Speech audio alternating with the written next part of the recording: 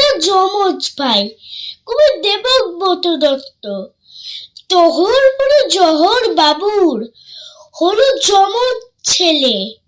খবর পেয়ে আসছে কুতুম কাজকর্ম ফেলে। যমজ থেকে পাড়াপড়শি নানা রকম রব।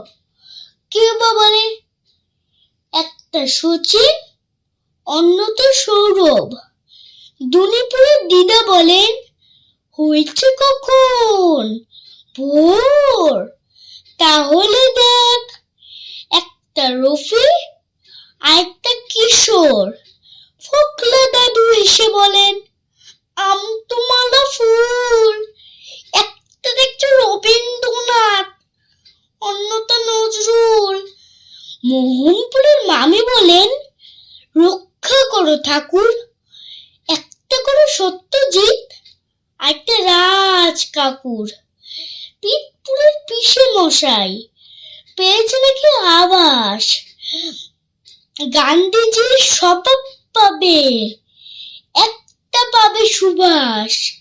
যখন ওরা বড় হলো, কাটলো সবার ঘোর।